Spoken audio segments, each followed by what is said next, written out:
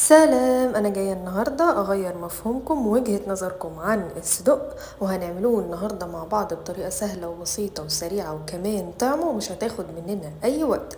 يلا بينا على الطاسة بتاعتنا على النار، وهنضيف معلقة صغيرة من السمنة، وبعد كده هنضيف الصدق بتاعنا زي ما هو مش هنقطعه، وبعد كده هنديله تقليبة، وبعد كده هنستنى عليه ان هو يتشوح كويس جدا جدا جدا وياخد اللون اللي انتوا هتشوفوه ده بالظبط كده.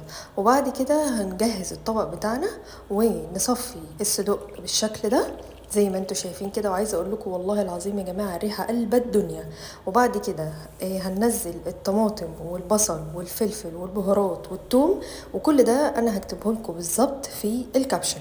وبعد كده اول ما يتسبكوا شويه ويتبلوا شويه هننزل عليهم بالصدق بتاعنا زي ما انتوا شايفين بالشكل ده. وبعد كده هنا بقى دي الخطوه اللي هنبتدي فيها نقطع الصدق بالمعلقه زي ما انتوا شايفين بكل سهوله بالشكل ده. والله الريحه قلبة الدنيا والصدق دايب، ولازم تجربوه على طريقتي.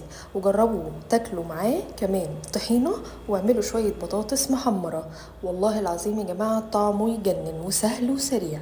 ويلا بينا على الفولو واللايك سبسكرايب، وكمان تعملوا سيف للفيديو عشان لما تحبوا ترجعوا له في اي وقت. واستنوني في وصفة جديدة. باي باي.